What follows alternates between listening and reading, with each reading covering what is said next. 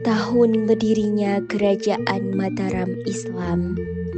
Kerajaan Mataram Islam berdiri sekitar tahun 1586 Masehi oleh Panembahan Senopati Sutawijaya setelah memisahkan diri dari Kesultanan Pajang.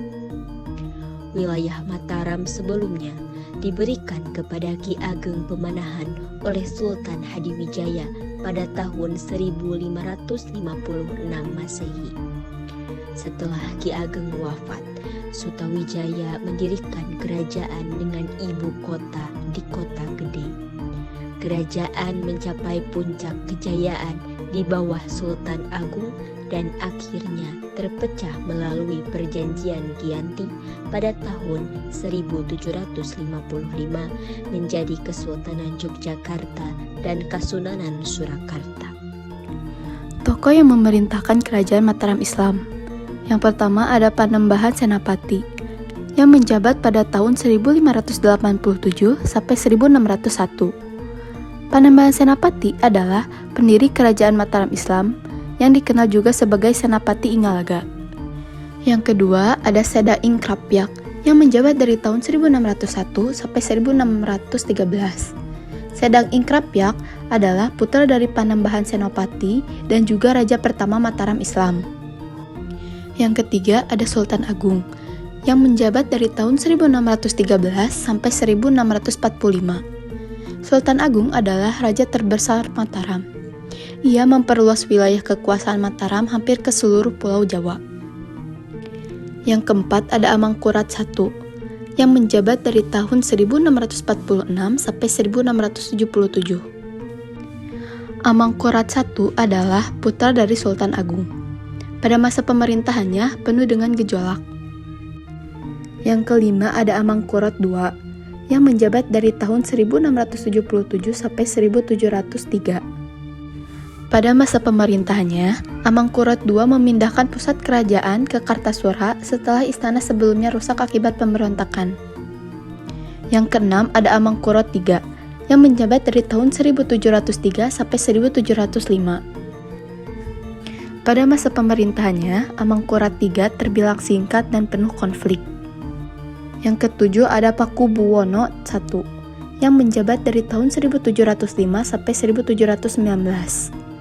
Pada masa jabatan Pakubuwono I menandai awalnya perpecahan kerajaan.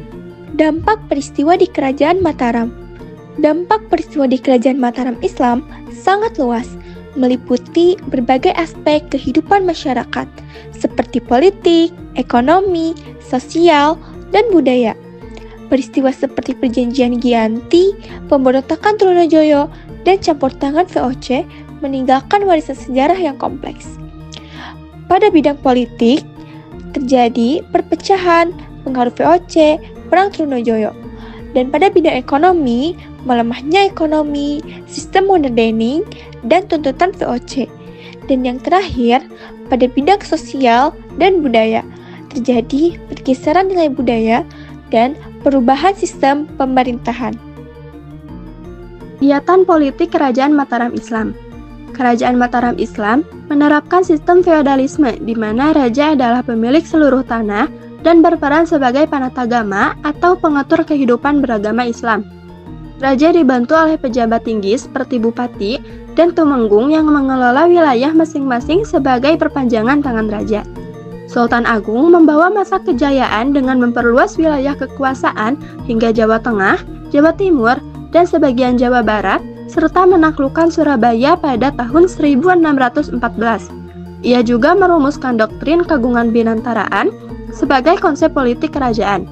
Struktur sosial feodal ini menempatkan pejabat kerajaan sebagai tuan tanah dan rakyat sebagai penggarap, dengan mata pencaharian utama yaitu pertanian dan juga perdagangan di pesisir.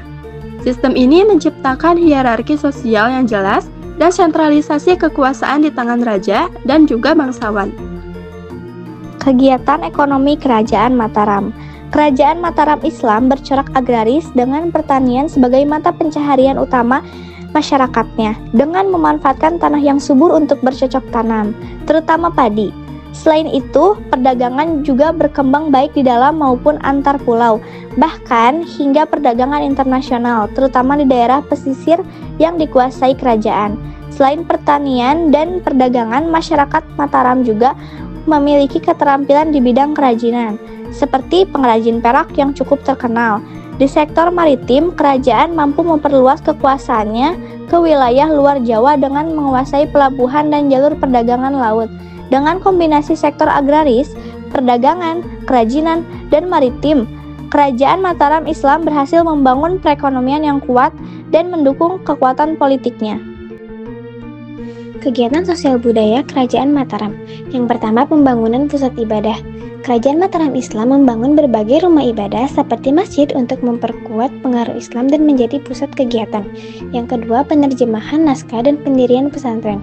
Kerajaan Mataram Islam juga menerjemahkan naskah Arab dan Al-Quran ke dalam bahasa Jawa serta mendirikan pesantren untuk menyebarkan agama Islam dan melatih para ulama. Yang ketiga, seni dan kerajinan. Kerajinan perak menjadi salah satu kegiatan seni yang berkembang di masa Kerajaan Mataram Islam. Beberapa pengrajin perak bahkan masih melakukan tradisi ini hingga saat ini, seperti di Kota Gede, Yogyakarta. Yang keempat, kehidupan sosial feodal. Kehidupan sosial masyarakat Kerajaan Mataram Islam memiliki corak feodal, di mana raja adalah pemilik seluruh tanah dan rakyat bekerja sebagai penggarapnya. Tahun runtuhnya. Kerajaan Mataram Islam runtuh pada tahun 1755 Masehi, ditandai dengan ditandatanganinya Perjanjian Giyanti pada 13 Februari 1755. Keruntuhan ini terjadi secara bertahap akibat konflik internal, perebutan tahta, perang saudara, serta campur tangan VOC. Perjanjian Giyanti membagi Mataram menjadi dua kekuasaan baru. Yang pertama, Kesunanan Surakarta, Sunan Pakubuwono III. Yang kedua, Kesultanan Yogyakarta, Sultan Hamengkubuwono I. Perjanjian ini menandai berakhirnya Kerajaan Mataram Islam dan lahirnya dua kerajaan bawahan VOC.